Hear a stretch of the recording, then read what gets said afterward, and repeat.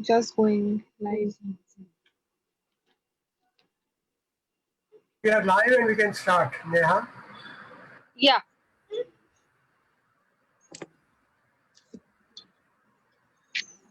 Okay. Good evening, everyone. I'm very pleased to welcome all of you to the 17th Dr. Asghar Engineer Memorial Lecture. It's titled Contribution of Muslim Women to Educational Institutions, the case of Khwateen-E-Awwal of Islamia, Jamia Millia Islamia. We are joined by a very eminent panel today. We have Dr. Syeda Hameed and we have Professor Zoya Hasan. Without further ado, I mean, everyone is very excited to hear what the prominent panel has to hear.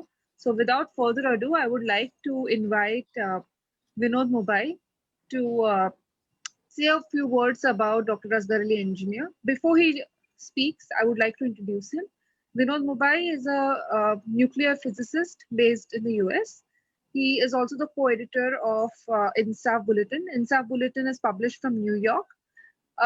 He is a very He's a very apt person to introduce Dr. Asghar Engineer and speak a few words about him because he was a very close associate with Dr. Engineer, and he is also the chief patron of CSSS.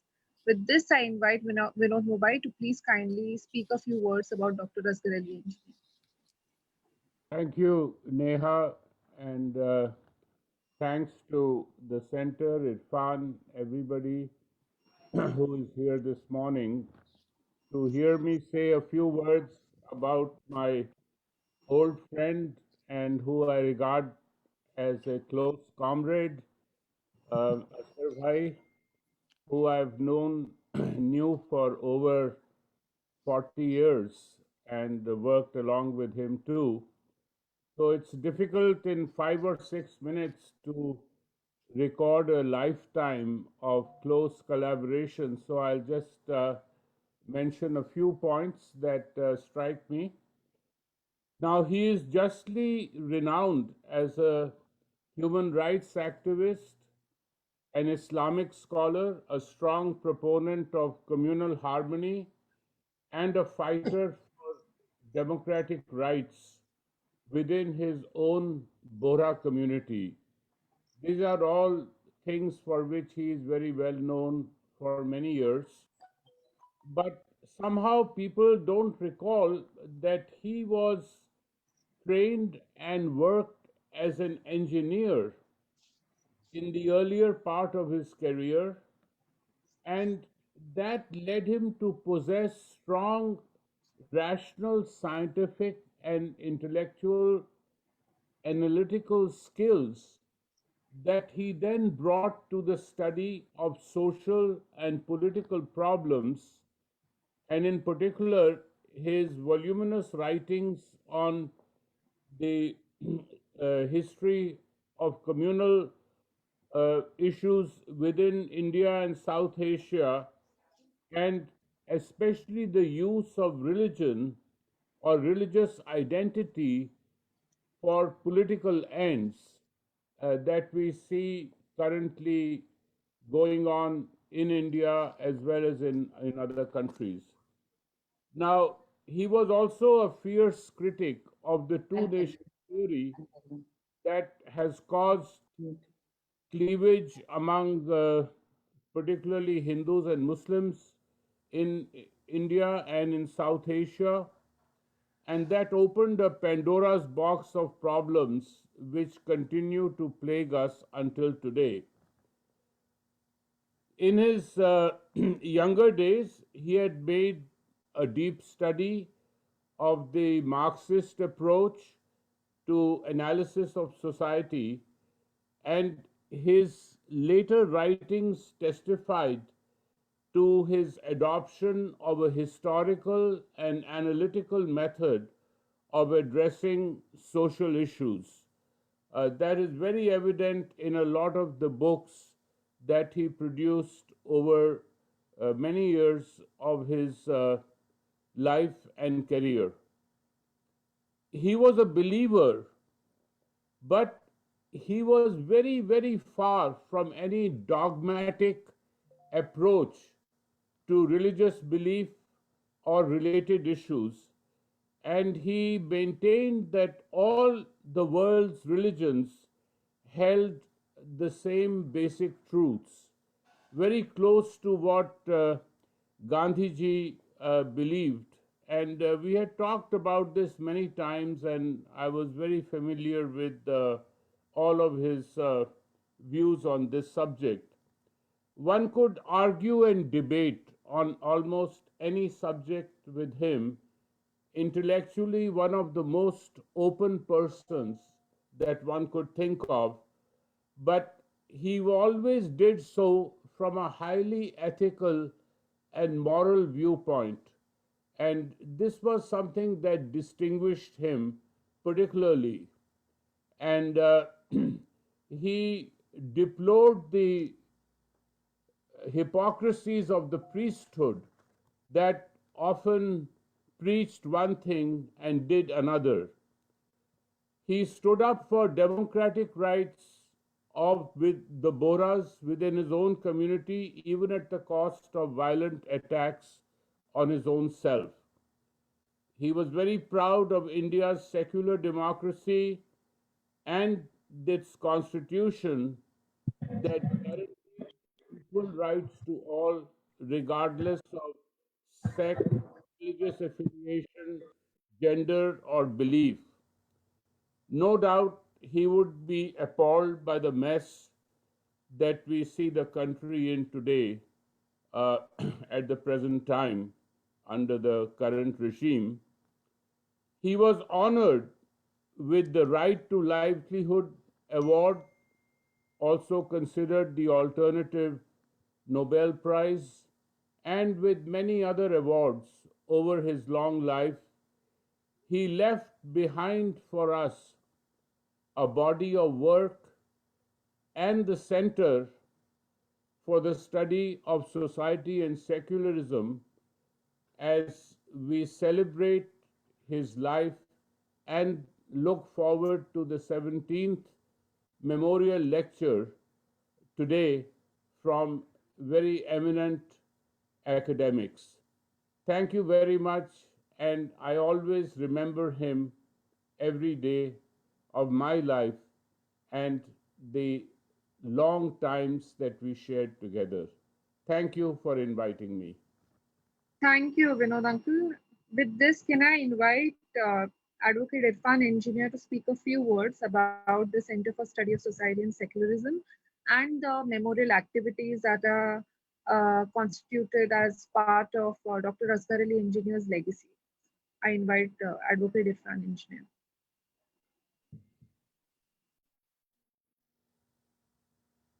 Thank you, Neha, for inviting me to say a few words about Center and Asghar Ali Engineer Memorial activity. I'll be very brief because today we all have assembled here to listen to a very erudite and eminent Dr. Syeda Hameed. So I'll be very brief about. So Center for Study of Society and Secularism was established by Dr. Asghar Ali Engineer. It is a think tank which basically monitors communal violence by doing fact finding, by watching, keeping a close eye on the communal violence that is taking place, the patterns of communal violence, etc. And we promote peace and harmony, a better understanding between religious communities, so that we burst prejudices against minorities. There are lots of prejudices against minorities, and we promote dialogue between religions. Acceptance of diversity is our motto. Through diversity walks, we publish a journal, Indian Journal of Secularism. We publish a fortnightly secular perspective. We have published many research works on Gandhian communal harmony, books on communalism, on history and communalism, etc., etc. Many books have been published by the center. Center for Study of Society and Secularism, as well as Dr. Asghar Ali Engineer, were the recipient of Communal Harmony Award uh, announced by National Foundation for Communal Harmony. The first Communal Harmony Award went to Dr. Asghar Ali Engineer. Now, in Dr. Asghar Ali Engineer's memory, we organize two lectures twice, uh, two annual lectures, one in Delhi and one in Mumbai. But now with the pandemic and lockdowns, we are organizing both the lectures on Zoom. And today's lecture also is on Zoom. The first lecture, first anniversary lecture was given by Professor Mushirul Hasan. Amongst those who have given memorial lectures are Professor Bhargav,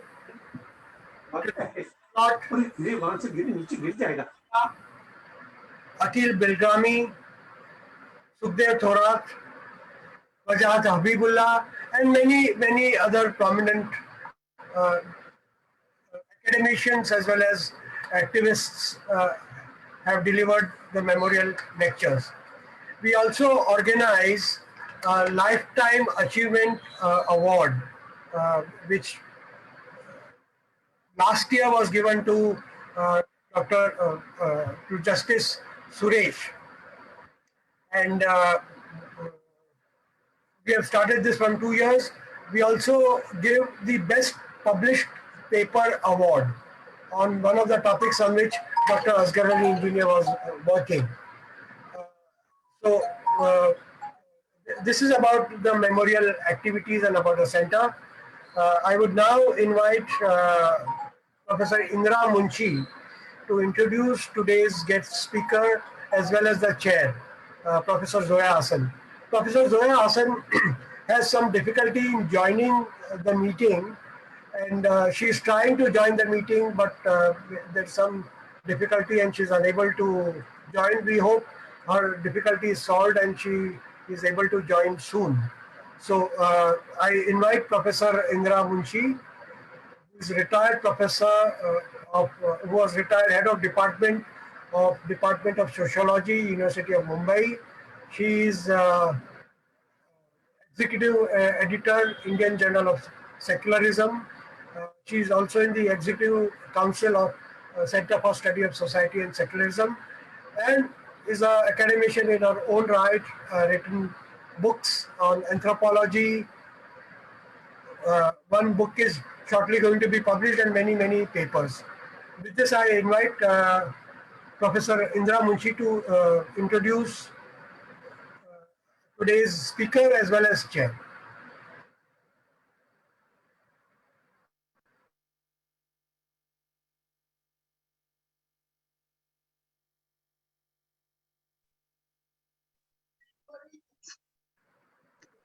Yeah, you'll have to unmute, yeah. Yes. Thank you, Irfan. Good evening, everyone. I have had a lot of problems connecting, and I get a lot of messages saying that people are unable to connect. However, I am myself, functioning with this small mobile phone because neither my laptop nor my iPad would connect. However, we will manage. It is indeed a proud moment for us, for the center, and for all of us who are now associated with the center to have the memorial lecture for a great person who has done wonderful work, not just for the minority community, but for our society, and has been an inspiration to people like me who saw him as someone as a role model. So it is a proud moment for us also that Dr. Hameed has agreed, Syeda Hameed has agreed to deliver this lecture. It is wonderful Dr. Hameed, that you have agreed to give this lecture, and also on a subject which I'm sure will inspire a lot of young people. I mean, many of us, most of us who are here are familiar with your work, but there are many young people who may not know the full extent of your contribution, both to analysis, but also on the grassroots level and in policy formulation. The important role that you have played for women, for minorities, and for for making this country what it started out to be. I would like to briefly introduce Dr. Hameed. Her achievements and contributions are many. I will only highlight very few of them so that, we reserve time for the lecture and for the discussion that follows. Today's lecture, by the way, let me mention, is on contribution of Muslim women to educational institutions, the case of Khwateen-E-Awwal of Jamia, Millia, Islamia. Dr. Syeda Hameed is a renowned writer, educator, historian, social rights activist, a recipient of the Padma Shri, and a former member of the Planning Commission of India.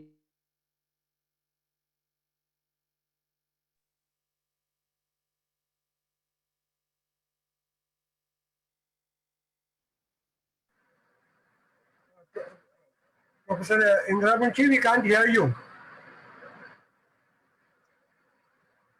Have you gone mute? He is muted.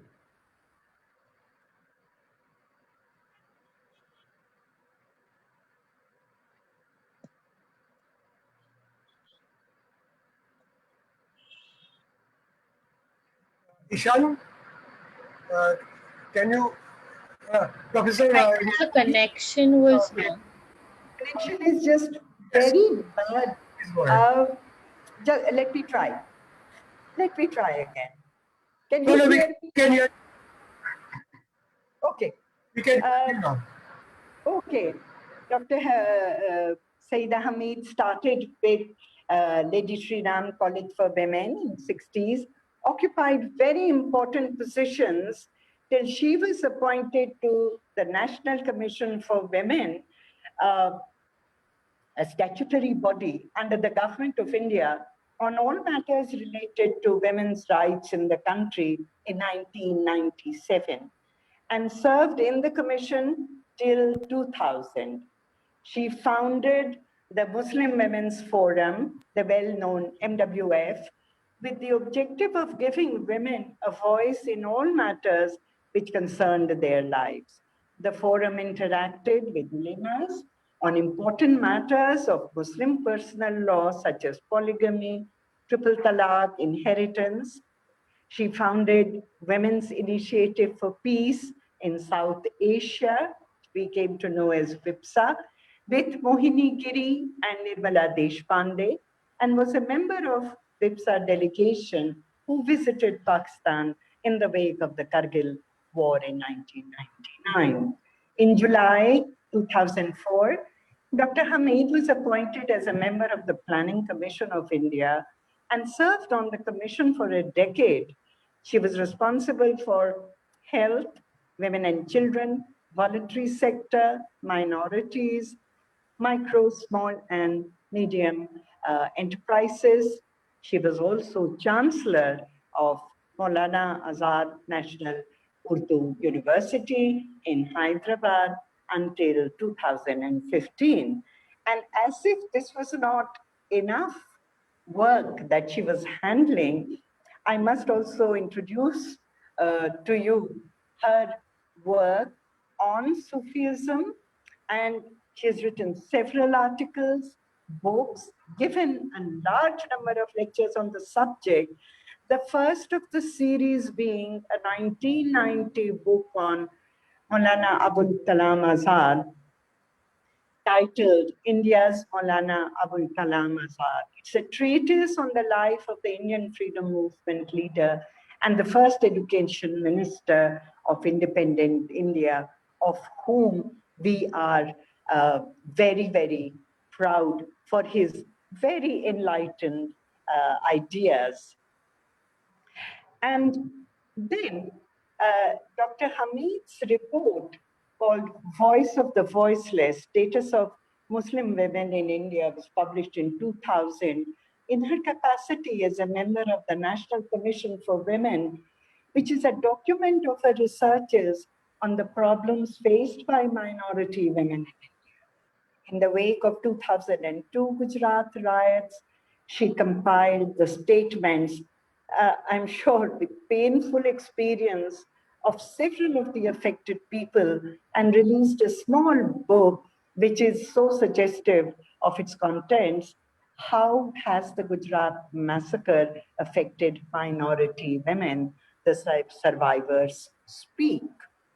And then carrying forward this task of recording and voicing the unheard Muslim women of India, she published, My Voice Shall Be Heard, Muslim Women in India. Her activities under the aegis of Women's Initiative for Peace in South Asia, WIPSA, carried her on 2 road trips for brokering peace among the Muslim women of the Indian subcontinent, and her experiences are recorded into known booklets, Journey for Peace, Women's Bus of Peace from Delhi to Lahore, and the other one is Shanti Parushmoni, Women's Bus of Peace from Kolkata to Dhaka in 2000 and 2003. Her next work was in 2006, based on her experience as a member of the National Commission for Women, where she recorded stories of 12 of those women who had suffered abuse, and it was called They Hang, 12 Women in My Portrait Gallery. Beautiful Country, Stories from Another India was published in 2012, co-authored by Gunjan Veda, and which has a foreword written by Montexin Aluwalia. This talks about a woman and her journey and the people she encounters in this land. I mean, it is extremely impressive, and all I can say is that we are very privileged to have her with us today to talk about women's contribution to education. I'm sure it will be enjoyable, educative, as well as inspiring. In these extremely distressing times, we need to hear about what women and men have done to make this country great as it is and it has been, and it must become again. So, Dr. Hameed, heartfelt welcome, warm welcome to you to deliver this lecture, to which we are really looking forward. To talk about now our chairperson, who we are also extremely grateful that she has agreed to be with us today, to give her to give her comments and observations on the lecture, on the subject of the lecture, which we know will enrich the session that follows.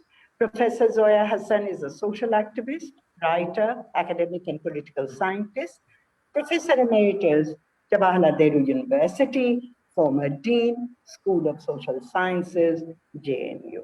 She has taught at Lady Shri College and been visiting professor at the University of Zurich, Edinburgh, the Maison at Paris, and has held fellowships at the Institute of Development Studies, University of Sussex, Rockefeller Center, Bellagio, and several others.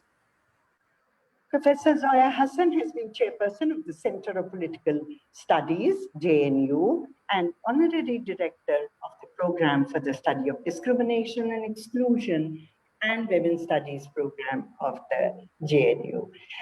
The number of positions she has occupied is really, I mean, it's unbelievable how much work you have done, Professor Hasan. Apart from writing valuable books, you have also been on several trusts, boards of several journals. She was chairperson of the 11th five-year working group on empowering the minorities from 2007 to 2012, co-chair of the Central Advisory Board of Education, CABE, Committee on Regulatory Mechanism for Textbooks in Government and Non-Government Schools. Her written work, which is authored, edited, and co-edited with several, that is a long list of nearly 18 books. Her major works have been Congress After Indira, Policy, Power and Political Change, Politics of Inclusion, Castes,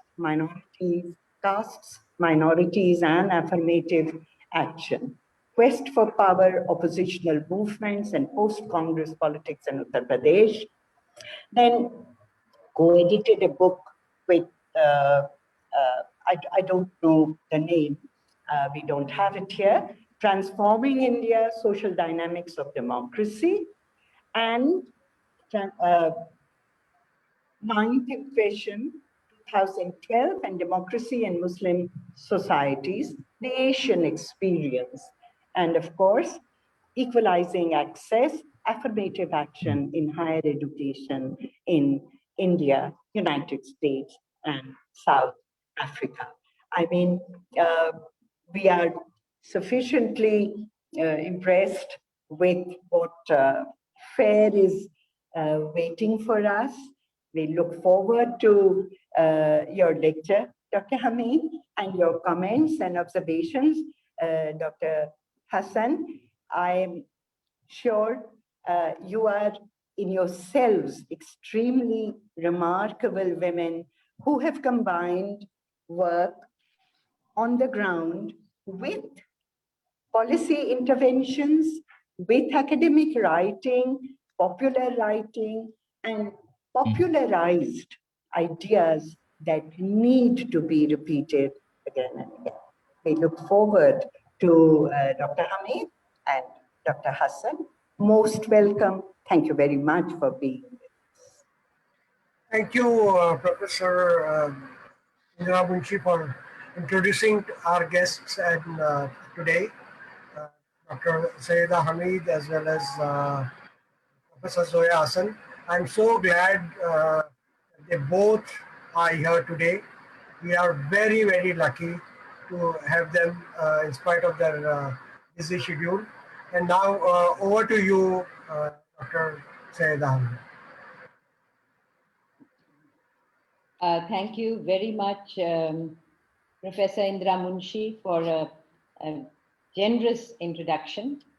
I'm certainly very honored to have this opportunity to talk about a man who, Asghar Ali engineer, who I used to call Asghar Ali Bhai, at this forum.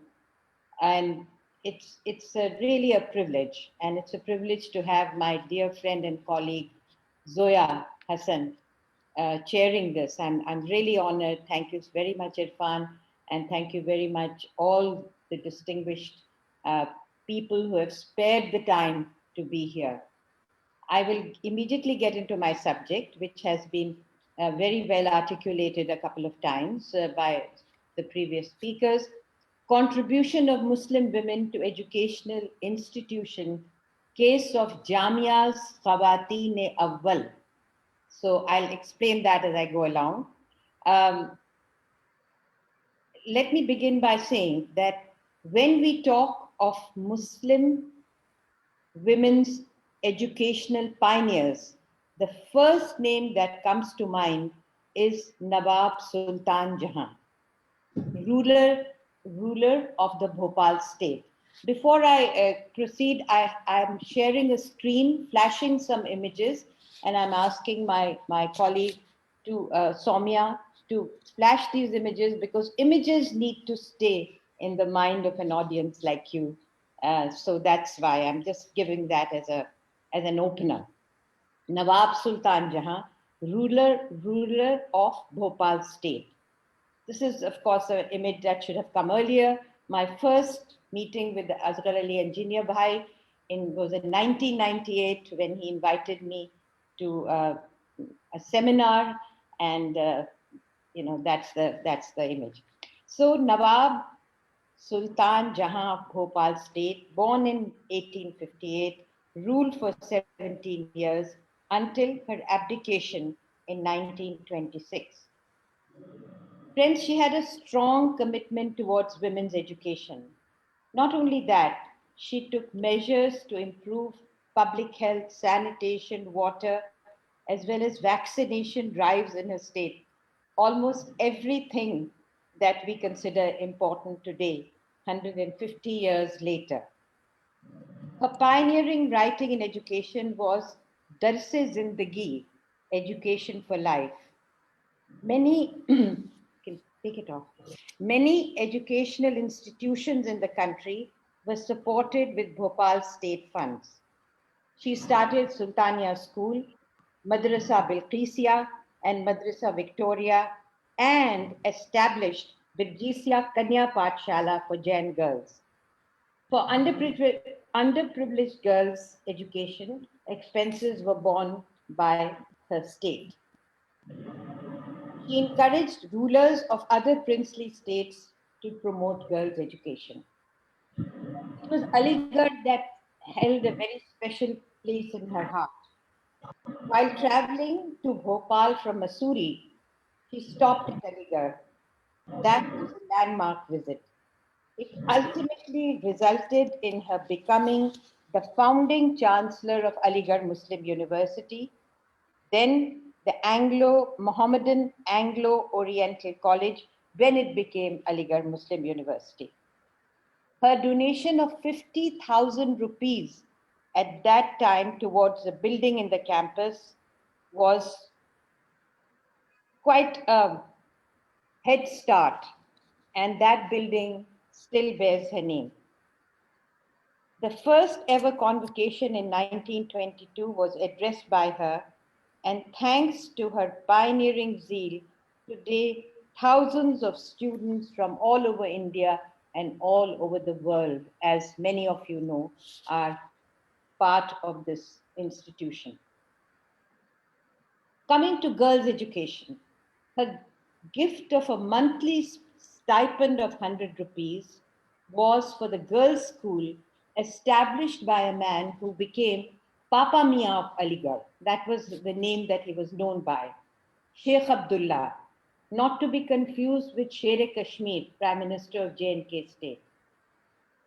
Sheikh Abdullah was founder of Muslim girls' education. Leaders of Aligarh movement were not in favor of a separate educational institution for girls. Despite that, he strode forward with his wife Waheed Jahan. This is a rare case when his wife, who was lovingly called Ala B, has remained in public memory.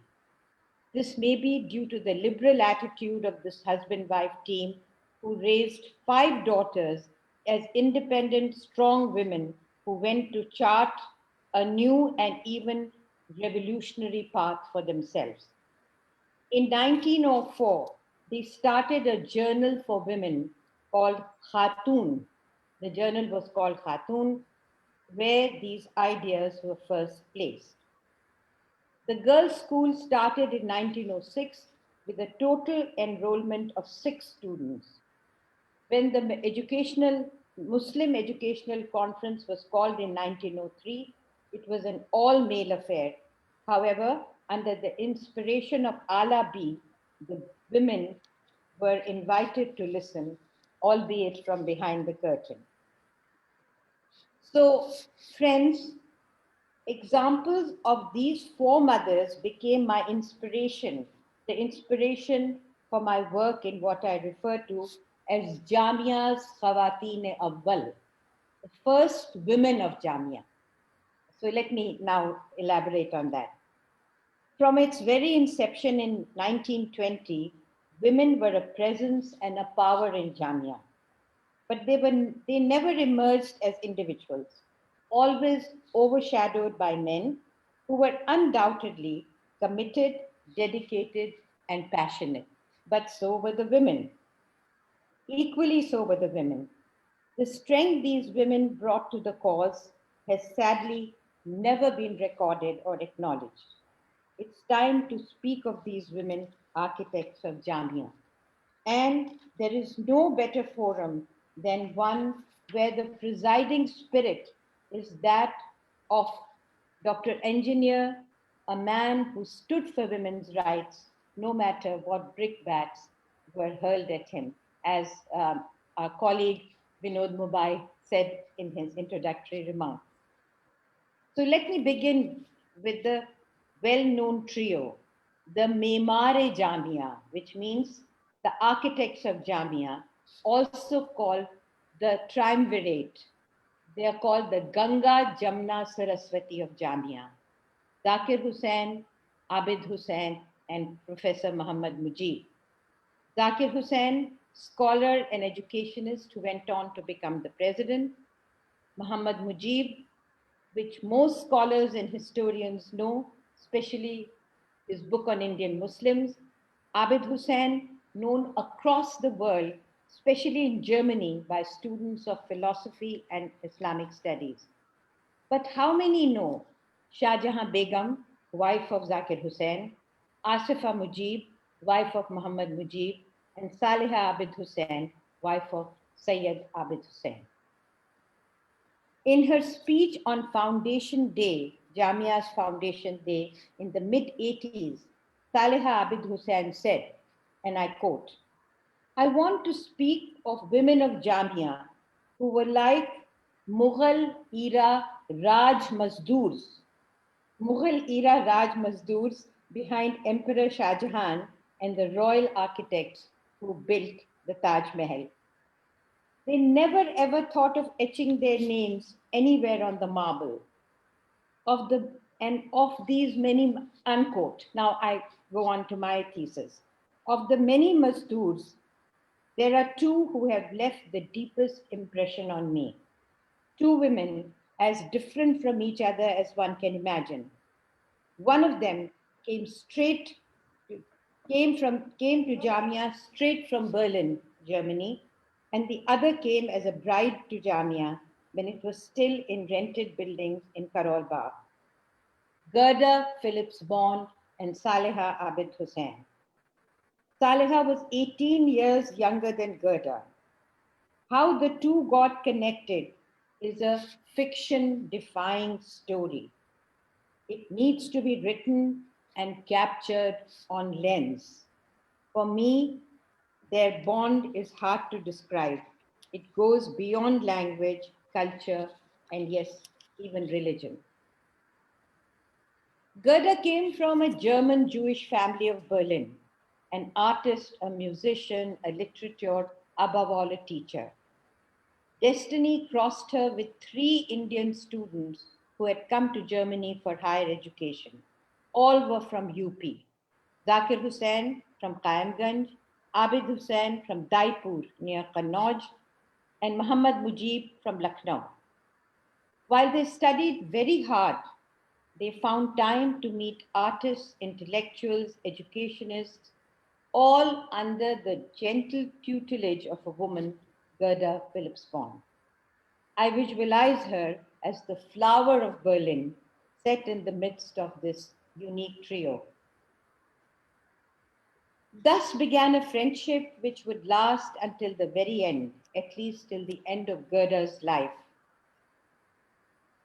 These three men continuously talked about their dream of establishing a national institution in India under the inspiration of Dr. Mukhtar Ahmad Ansari and Hakim Ajmal Khan, who they had met in Vienna. Gerda listened carefully to their conversations. As a German Jew, she was one of the many families who wanted to leave the country because of the impending doom of the Reich.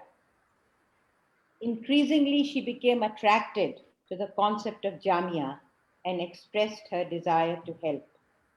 They gently discouraged her, knowing the hardships that lay ahead. Gerda was undaunted. She let them go after having given them the benefit of her company, her knowledge, her contacts. When they reached India and the dream began to unfold, then suddenly Gerda arrived. There she was, a Jewish woman in what was essentially a Muslim institution, within a national framework and a patriarchal setup. Orthodox, no. Conservative, yes. Initially, she was Mem Sahab from Germany, looked at with curiosity by students and staff. How she became German Apajan. Zoya told me her prefix was German Apajan. How she became German Apajan, loved by the same staff and students, is a story which needs to be recalled in detail, but another time. Stories of women of Jamia survive in one amazing book, Hamari Jamia, which has to be translated in many languages and be made available worldwide. The author, Professor Sohra Mehdi. The author, Professor Sohra Mehdi, wrote it with immense willpower just before she passed away. If not for her, these stories would have been lost forever. My request to Jamia to have it translated for its own sake as well as for future generations is pending. I feel this is the best time because Jamia has a woman VC and a woman chancellor. Let this forum serve as a reminder. Gerda and Saleha had very little in common, neither culture, nor language, nor religion. There was, however, one fact, their love for Jamia, which was their lasting bond. More than that was their common belief in the human family, which transcended geography, even religion. While I can identify where Saleha had got her values from, I don't know enough of Gerda's background to trace hers. Saleha came from a reformist family. Her great ancestor was Maulana Altaf Hussain Hali, who wrote Musaddas-e-Hali, Ebb and Tide in Islam, in exhorting the Muslims to wake up from their lethargy and to return to the simple original teachings of Islam. He was also South Asia's first feminist poet. Her father, Khwaja Ghulamus Saqlain, started the journal Islam or Asr Jadid, Islam and Modernity. But Saleha was on home turf in Jamia. She did phenomenal work despite the hardships of Jamia, despite the hardships of Jamia life, but it was done within the comfort of her home and with the support of a understanding husband. In Gerda's case, there was nothing familiar. Alien turf, hard living, conservative colleagues, and some amount of entrenched Jewish-Muslim dichotomy. Patriarchy was normal in the stark location of an upcoming institution. It was as different as it could be from her city, Berlin. The woods, the gardens, the ballets, the symphonies, literary gatherings, and then rigors of learning a new language. Hers was spoken only by the three friends from her. 1933 was the year that Gerda and Saliha began to work together. That was the year when Khwateen was launched. It was a society for women. Its first chair was Asifa Mujib, and its first secretary was Saliha. In the same year, on Jamia's foundation day, a women's jalsa was held with Begum Muhammad Ali in the chair. There were 400 to 500 women present. Apa Jan and Saliha were overjoyed. Saliha wrote, and I quote, "I don't know what she saw in me. Perhaps she felt I could help her mission," unquote. She found herself listening and following Apajan in her relentless efforts to get women to participate. Saliha writes that most of them, including herself, were in parda, but they were urged to come out in their burqas, and soon they began to organize their own events, such as mehfils, milads, majlis, mushaira, plays, bazi. These were women exclusive events, but slowly they began to enter gatherings which were traditionally only for men. Having given the best years of her life to Jamia, 1933 to 1943, Gerda died. Away from her own family and home, but surrounded by all her loving colleagues and students. Saliha lived 34 years longer, after having written 50 novels, essays, and short story collections. She was in high demand at literary gatherings all over the country, but Jamia remained her lodestar, her karma bhumi. It was her literary heir and spiritual daughter, Sughra Mehdi, who completed her incomplete writings, wrote her biography, and carried on her tradition. When I write about these two women, when I started working on them, I came across a formal photograph of a beautiful and demure Gerda as she sat with Dr. Ansari and Khaja Hasan Nizami and seniors of Jamia, even as Zakir Sahab and Abid Sahab stood behind in reverence. The photograph bears no date, but could have been taken in the mid-30s. She is buried in Jamia's Qabristan, and her epitaph, if I could call it that, was written by Sughra Mehdi, a woman who never saw her. The epitaph is not on her gravestone. It is at the end of the one and only book on Gerda, Jamia Ki Apajan, written by Sughra Mehdi. And she writes this, what I call an epitaph. And I quote, "What Apajan did for Jamia proves one inexorable fact. No matter what differences exist in geographies, in cultures and language, if we do good work in partnership with true hearts, then all differences melt away." The famous Turkish freedom fighter Halide Adib Khanum's visit to Jamia in 1935 was a momentous event. Comrade of Kamal Ataturk, she came to Jamia on the invitation of Hakim Ajmal Khan to deliver 8 extension lectures which were attended by top leaders Mahatma Gandhi, Maulana Azad, Allama Iqbal, Sarojini Naidu.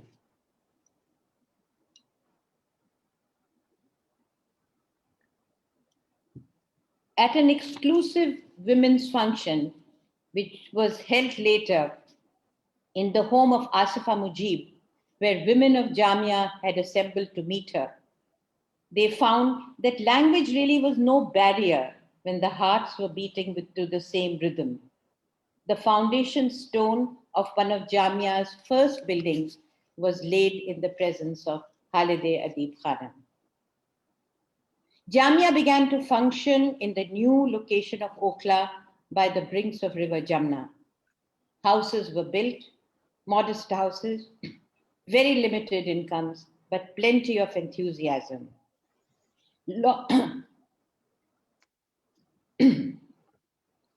Plenty of enthusiasm and lots of spirit and a desire to stay together as a human family in which women were the binding force. And who were these women? Shah Jahan Begum, wife of Dr. Zakir Hussain, was from a well-to-do feudal background. She was beautiful like a Mughal painting. Even I can recall her face. With very limited income, she ran a house where there was a continuous stream of visitors who never went back without a meal. She never wanted to push herself in any public forum. With Saleha's gentle persuasion, she agreed only on condition that she would not be asked to speak. She loved animals. She had goats, buffalo, chicken, which she looked after with great care. Her majestic personality was very impressive, often dressed in a sari with the pallu draped over her head, unlike the myth that Muslim women wear abayas or shalwars and never a sari. Then there was another woman of great substance, a woman who has been sadly ignored and forgotten. Begum Asifa was from Sandila in UP, from a well-to-do family, but was able to live gracefully and with patience within the means afforded by Jamia. The environment was very basic: no running water, no electricity, no roads, no sidewalks. There was an air of gentleness about her, an embedded dignity.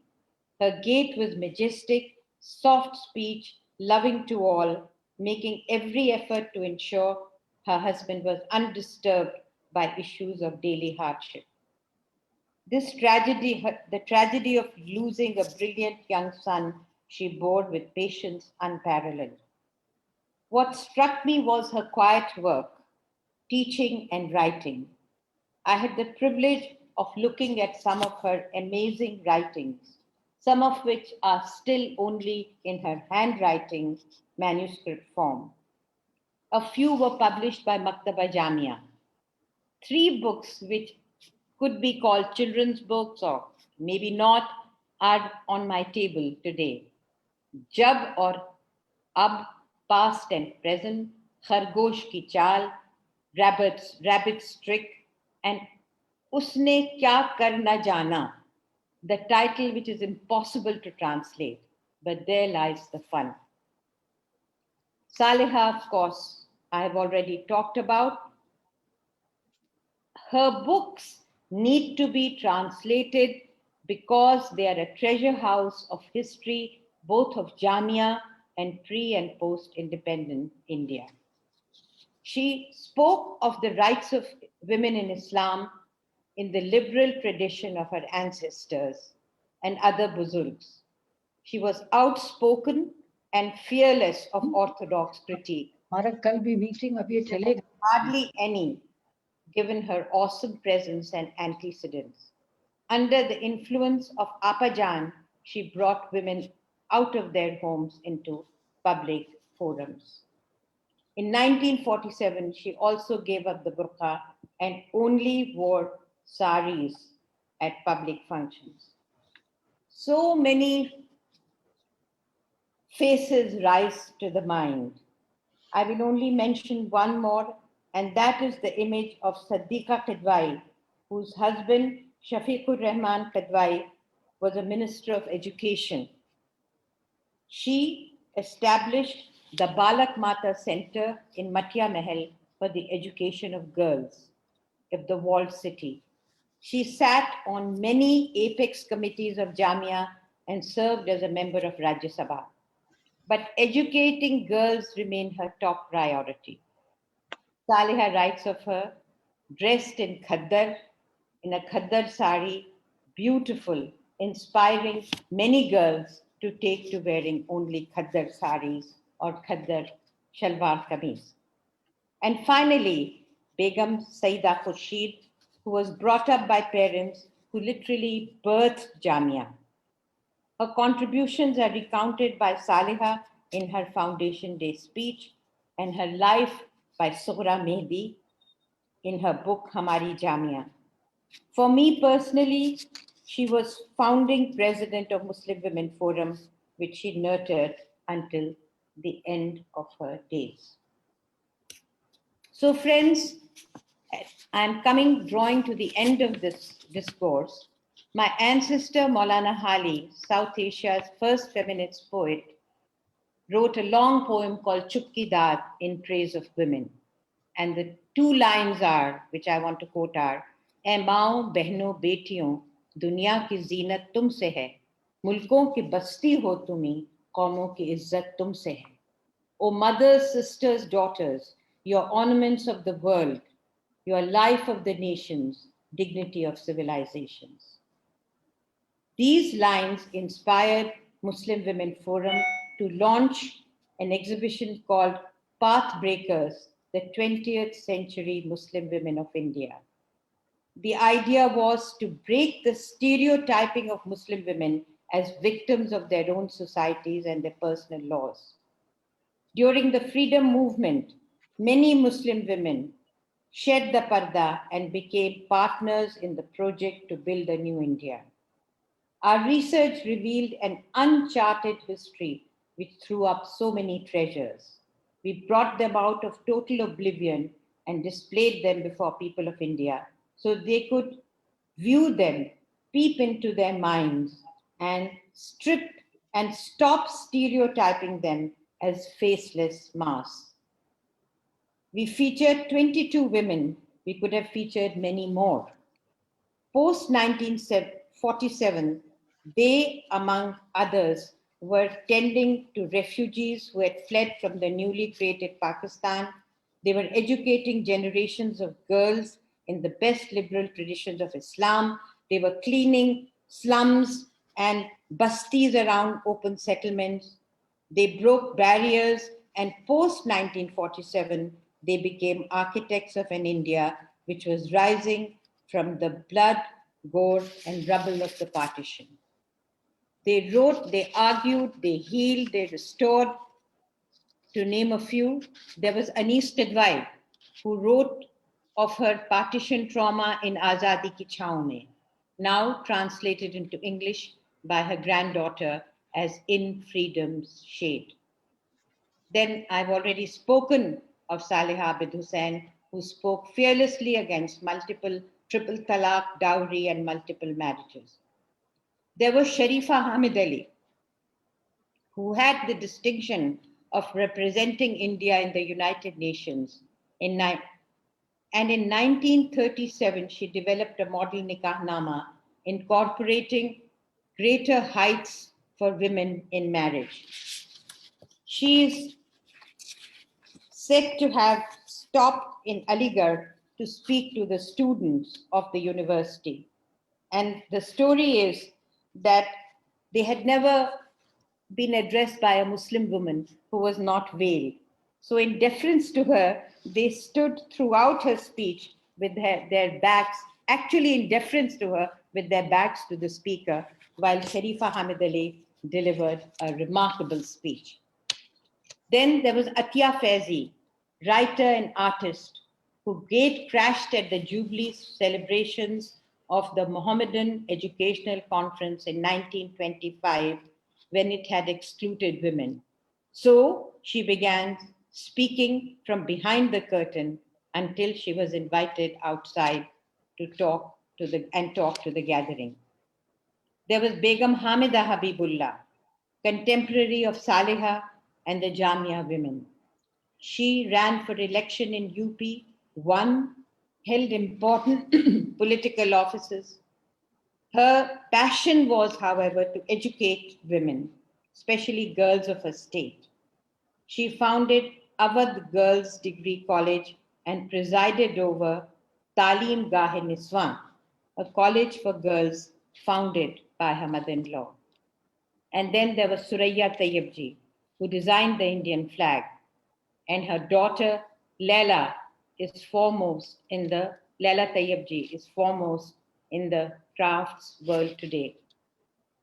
We could have gone on and recorded many women, many pathbreakers, but that was a project, Pathbreakers 2, and the outbreak of the pandemic has postponed that project of the Muslim Women Forum for the time being. So at the end, friends, the spirit of Jamia comes from all these strong and resilient women who have collectively built Jamia and Muslim women's movement over decades. It transcends the test of time and will continue to surface whenever there is a threat to the core values imbibed in the idea of India, the idea of the university, and the idea of Jamia. We saw with our own eyes in 2019, and many of my friends are here in the audience, and I'm really grateful that they took the time to come and listen to some of these thoughts. In 2019, when the women of Jamia stood defiant in the face of oppression, it was these women who protested the unconstitutional Citizenship Amendment Act 2019 that was passed by an authoritarian state.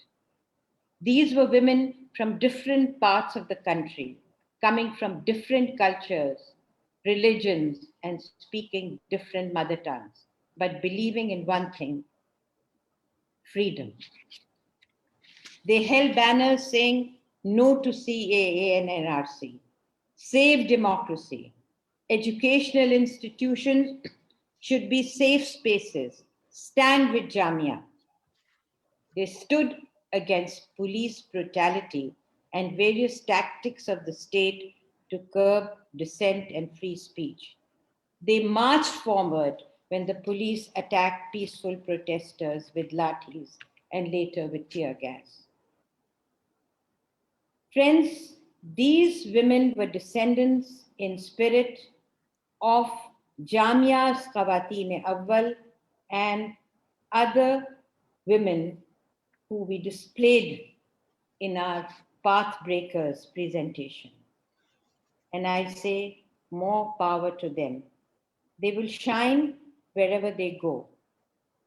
I would like to quote from one of our finest contemporary poets, Wasim Barelvi, when he said, "Jahan rahega, wahi roshni lutaega. Jahan rahega, wahi roshni lutaega. Kisi chiragh ka apna makan nahi hota." Wherever it is placed, it will spread light. A lamp, when lit, has no house of its own. So this is boundless, and this has our blessings and a challenge ahead for young people to take up, this uncharted virgin territory which needs to be explored. Thank you very much to the organizers who are giving me the honor of delivering the 17th Asghar Ali Memorial Lecture. Thank you. Thank you very much, Dr. Syeda Hameed. This was a brilliant lecture. We see Muslim women mostly as poor Muslim women, subjugated, living under patriarchy, while that is one of the truths. The other truth is how they fought against this and how they fought for education, and they have an agency of their own. Professor Zoya Hasan will comment more on this, and we invite her with this. But I'm very glad with this subject today and the way you dealt with. Dr. Asghar Ali engineer, one of his mission was fighting for gender justice in general and Muslim women in particular. He spent his life fighting for equality, trying to tell them about Quran and Quranic verses on equality of men and women and gender justice. So he also, I'm sure today he is very happy, and this is the apt way of your talk, your lecture was the apt way of celebrating his life and carrying on this legacy. So thank you very much once again. Now I invite Professor Zoya Hasan to give her chair remarks. After that, we'll read questions, if any, or comments, if any, from the chat box. There are many people who are also on Facebook Live. I don't know the latest figure, but I saw 75 people there in Facebook Live. They can also type their questions, and we'll read out their comments or questions from the Facebook Live. So over to you, Professor Zoya Hasan. God. Thank you very much. It is indeed a great pleasure and privilege to be chairing Dr. Syeda Hameed's lecture. As Irfan Engineer just said, this was a really wonderful lecture, a fascinating excavation and account of the lives and role of some iconic women in the founding moment of Jamia Millia Islamia. And it was a great tribute to Asghar Engineer and his commitment to women's rights and to women's education. And I can't think of a better person than Dr. Syeda Hameed to do this much needed historical research, given her and her family's close association with Jamia Millia and her own extremely important work as a social activist and a policy professional in the field of gender and education during her time in the National Commission for Women and the Planning Commission.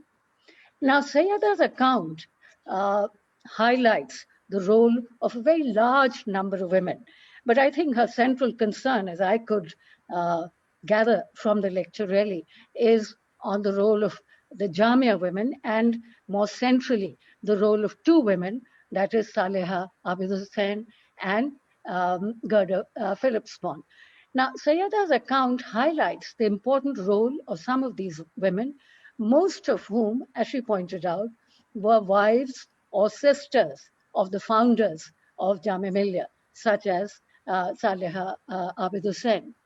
The great exception was Gerda Phillips-Bond, popularly known as German Apajan. She was an extraordinary woman who devoted her life to the building of Jamia. So was Khalida Adivar that Syeda mentioned. She is the great Turkish intellectual and erudite scholar who visited India and gave lectures from what I recall at the invitation of Mahatma Gandhi, but I might be wrong about it. My impression was that she was invited by Mahatma Gandhi to give these lectures, and she delivered 8 lectures in Jamia Millia. My husband, Mushir, has done considerable work on Khalida Adib. In fact, we owe it to him to bring to public and intellectual attention the contribution and significance of Khalida Adib and her visit to India and the account of her experiences here. Now, Mushir, in his book, Between Modernity and Tradition, Khalida Adib's Encounter with India, provides an account of Khalida's experiences of her visit to India and her descriptions of the anti-colonial struggle, the leaders of the freedom movement, and the participation of women in the struggle, among several other significant aspects or signposts of Indian history. It's no exaggeration to say, as actually Mushir says in the introduction to this book, that Khalida Adib took India by storm. Her lectures also were published by Mushir in another book called Inside India, Both have been published by the Oxford University Press.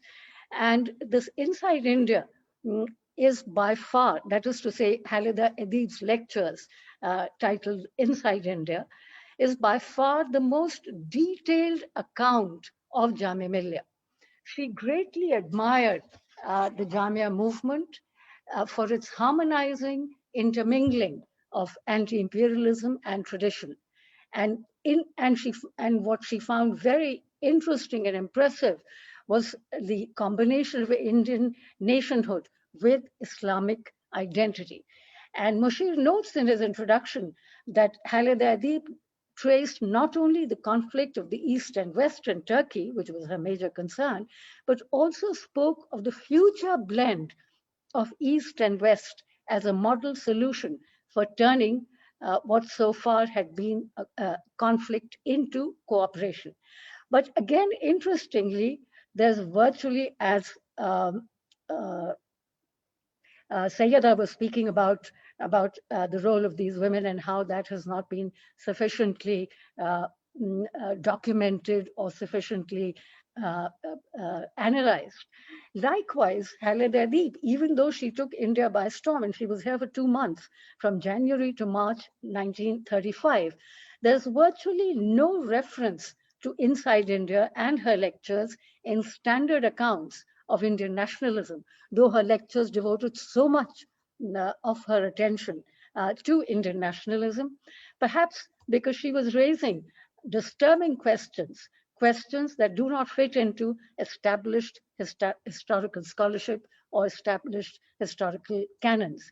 It is then not surprising that Jamia women's voices have been ignored and is now being retrieved by Syeda in this lecture and in some of her writings. And as she says, this is a big project that they're doing. Now, given the public activity of these women, perhaps what is most noteworthy about their stories is how the conventional interests and archives have left them out of sight, or that they've been sort of really literally hidden from plain sight. Syeda mentioned the very significant role of Muslim women and the Abdullah family in the establishment of the Women's College in Aligarh Muslim University. But for the work of Professor Gail Mino, we would have probably not learned as much as we do know now about the formation of the Women's College and the role of the Abdullah women, so to speak, in its making. So in this sense, I think their stories, which Syeda described, are a fitting tribute to the women that we are speaking about. But that said, what struck me about the role of Jamia women in the early years, and I focus only on the 2 women and some of the other women, the wives of various luminaries of Jamia that Syeda spoke about, is that what struck me listening to Syeda's lecture about these women in the early years is that unlike other institutions that were established in the first quarter of the 20th century, most of Jamia's women did not focus on women's education and didn't really push for it through the establishment, for example, of Women's College on the lines of the women's colleges in Aligarh, Lucknow, Bombay, and Chennai, to name just a few. Secondly, most of these women were working behind the scenes, which I think is again something which is interesting and needs further interrogation. This is, to put it mildly, rather intriguing. Most of these men that they were associated with were fairly liberal and forward-looking as far as education was concerned, and yet neither they nor these women gave emphasis in Jamia to the question of Muslim women's education. Were there some frictions between the liberal language of reform that was deployed and its limited applicability to women of this group and community? This question is worth exploring, as has been done in the case of the founders of Aligarh Muslim University, most notably Sir Syed Ahmad Khan. we need to explore the attitudes to social reform and women's education in the case of Jamia women and their male patrons. Now, Sayyeda's lecture provides important leads into the social and cultural history of Muslim women. In fact, I found that part to be most interesting. That is to say, it provides us uh, with a picture of the social and cultural history of Muslim women of the North Indian middle and upper classes, which I hope will provide the basis for future work on the role of these women. I think the significance of Sayyeda's thick descriptions lies in her sensitivity to the historical and social situatedness of these women and the consequent disavowal of the cultural essentialism that has for so long produced the idea of within quote the Muslim woman as a discursive object. I think this lecture is very significant because it does break away from that essentialism. Of course, Jamia Millia has come a long way in the last 100 years.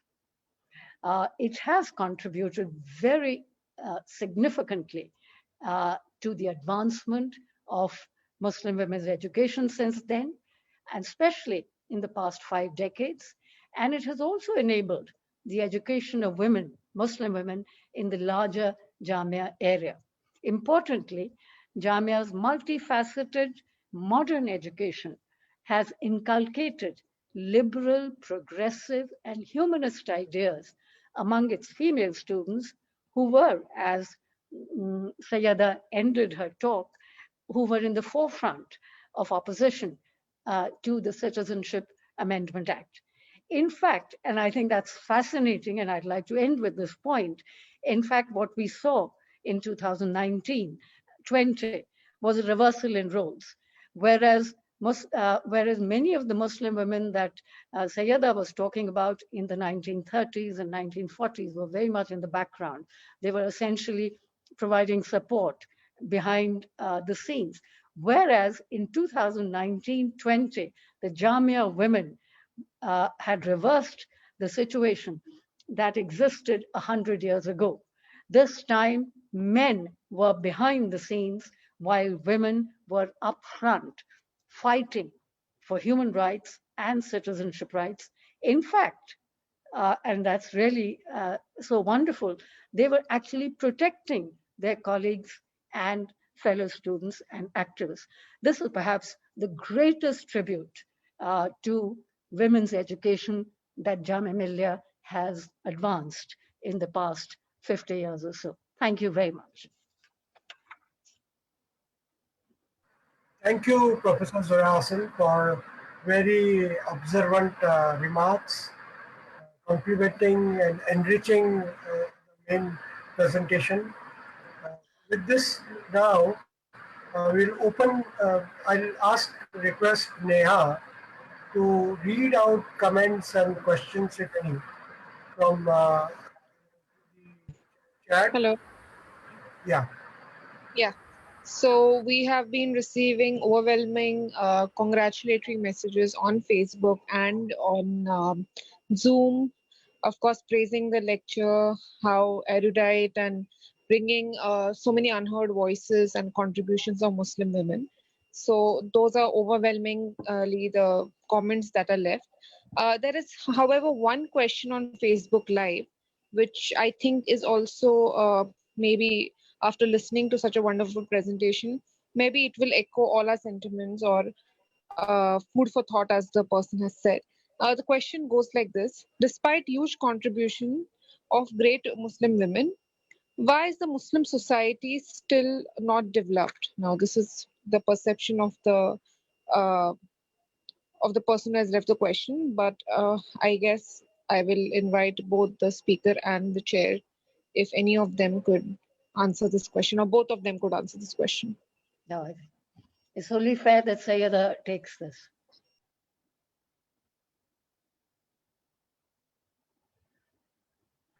Please unmute yourself, Dr. Syeda. I wouldn't even venture to answer this question. I would simply suggest that there is enormous amount of experience that both the chair, who has, by the way, made some wonderful concluding comments, and I have in our life, and my 10 years in the Planning Commission, I could give you a whole slew of reasons. But I think that is something which I don't think we either have the time or even trying the patience of this fine audience. Why is the Muslim community backward despite the fact that women had achieved what they did? So I think we'll have to have a bilateral talk on that, which I don't mind.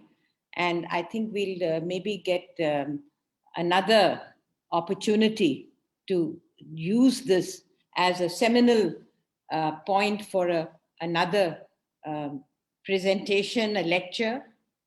And that's my very humble view. I leave it to the professor to take it up from here. I think I agree with Syeda that this is a topic that deserves discussion.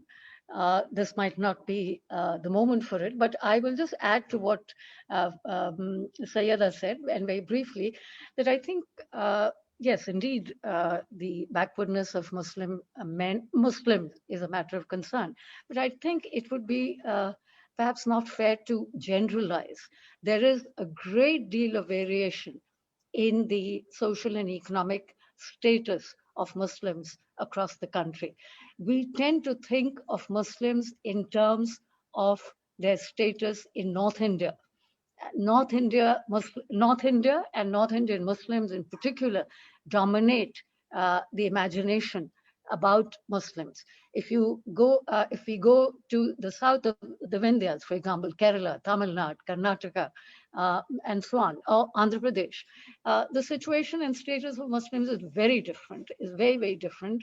And so I think, as is the case perhaps with just about all other communities, but I think it is particularly this regional variation in the situation of Muslims is particularly important to take into account. So let us not, I mean, while there are grounds to worry about, but at the same time, I think we cannot, firstly, we cannot say that there's been no progress. There has been progress in the area of education, in the area of even women's education. And now what should be a matter of great concern is that there isn't significant progress in the area of employment. Muslim women's employment must be the lowest, perhaps, in the world. So I think there are, as I said, there are issues that we need to discuss, but please do bear in mind the regional variations, and let us not generalize on the basis of the UP situation. Even in UP, there are intra-regional variations. But yes, this is a subject that needs to be discussed, and it's a perennial subject. I mean, it's not.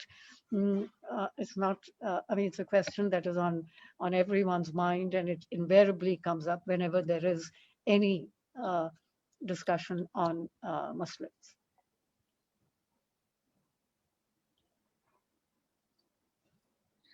Okay, I'd like to add one sentence, which is just a general, I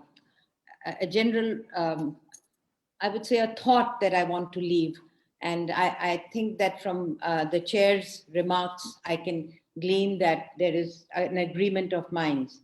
If this presentation today can trigger some enthusiasm, some desire to delve deeper into the subject, and the chair has also said it is uncharted territory.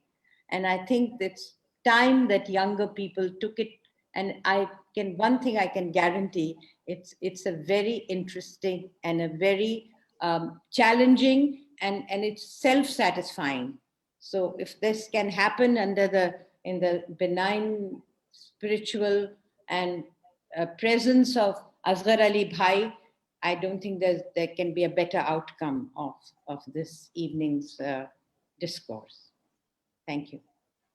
I would say all power to Muslim Women's Forum to carry this further. And we are with the forum and all its efforts and all its struggles.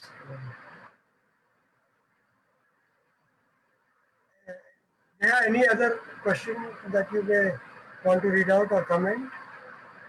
No, there are all comments which are really just expressing their awe of the lecture and the chair's remarks. Very, very erudite, and the messages are just pouring in, but all in the form of all praises. So there are no questions as such. But of course, there is an overwhelming demand, and I'm not exaggerating this because I'm the organizer. But there are a lot of private messages and messages on Zoom and Facebook and on mails, which is requesting CSSS to share the lecture in a written form and the chair's remark in a written form. So this is something I think we really request the chair and the speaker. So I thank you, Professor Zoya Hasan, for chairing this. Already express my immense appreciation for the talk of Dr. Syeda Hameed. It was an evening very well learned a lot of things, breaking stereotypes. I must inform the learned participants and audience who joined the meeting today. The next lecture, Asghar Ali Engineer Memorial Lecture, is going to be delivered by Professor Zoya Hasan. And the lecture after that, that is next year, is going to be delivered by Professor Ishtiyaq Ahmed from Stockholm University, talking about Jinnah in Pakistan and the partition.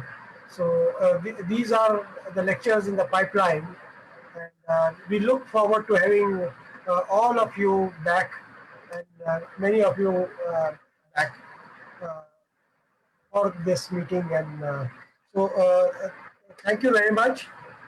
I now invite Commander Mansoor Ali Bohra to express a vote of thanks. Mansoor bhai, are you there? Please unmute yourself if you are there. Yes, I am muted. Yes. Do you hear me? Mansoor Ali Bohra retired as Commander of Indian Navy, always a supporter of and he always participated in the Bohra social reform movement along with Dr. Asghar Ali Engineer. And there are many reformist Bohras who have joined from US, from Europe, from Middle East. I see them in the audience, and they have joined and they have learned a lot today. Commander Mansoor Ali Bohra is chairperson of Central Board of the Dawoodi Bohra Community, which leads the reform movement. So, Mansoor bhai, your vote of thanks.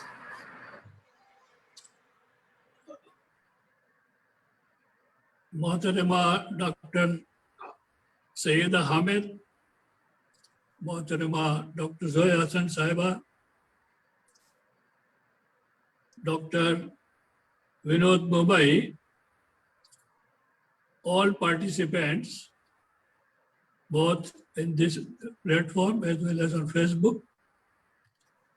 On behalf of members of Memorial Committee, I extend my greetings to all of you. As is evident, today is the 17th Memorial Lecture. Friends, how many years an individual lives in this world is not countable. What is countable is one's contribution to the society, which he gives during his stay. Asghar Ali Sahab is one of them who is left behind his work, his services, his thought, and his activities. And very rightly, he deserves the memorial. And what is better than arranging memorial lectures for his celebrating his memory and his contribution? My association with Dr. Asghar engineer has been almost for half a century. And I will say that he was my philosopher, friend, and guide. Now, this particular lecture which I have heard, most of the lectures I have attended all the activities and seminars arranged by Dr. Engineer, but this is the one which I will mark as one of the best, and it gives a list of thought to us that we should arrange various other lectures on various topics which emerge from this lecture as well as its supplement by chair. Inshallah, we will be doing this. Now I say about the participation that it has been overwhelming all through, and very sincerely I extend my vote of thanks to all of you, both who have attended this, both who have attended this particular platform as well as Facebook, and nothing not less than anything about the organizer and the team of Neha and his colleagues for arranging this lecture. Thank you very much. Thank you once again, all the participants, Dr. Vinod Bobai, Professor Indra Munshi, for introducing the guests today. Ishan, Aparna, all of them have helped in running this and managing this. There's a lot of behind the curtain work. Kishore Bhagat from CSS, all of us have worked, and I thank all of them, all of you, and all the participants, both on the Facebook as well as those who participated through Zoom link. Thank you all. Wonderful evening. Stay safe. Take care of your health and take care of others' health as well by appropriate, COVID appropriate behavior. Thank you all. And just to say hello, Syeda. Hello, Syeda, and hello, Zoya. Thank you so much. Thank you very much. Thank you. It was very enjoyable, very insightful, and extremely inspiring. Thank you. I do hope much more research gets done by the younger people. Thank you very much for charting out this path for them. Habibullah was here. Special thanks to him. David Leliwell was also there amongst those who had joined the meeting. Thank you, and many others, many prominent people. Pamela Philippos was here. Many prominent journalists, activists, professors, academicians were here. So thank you, all of them.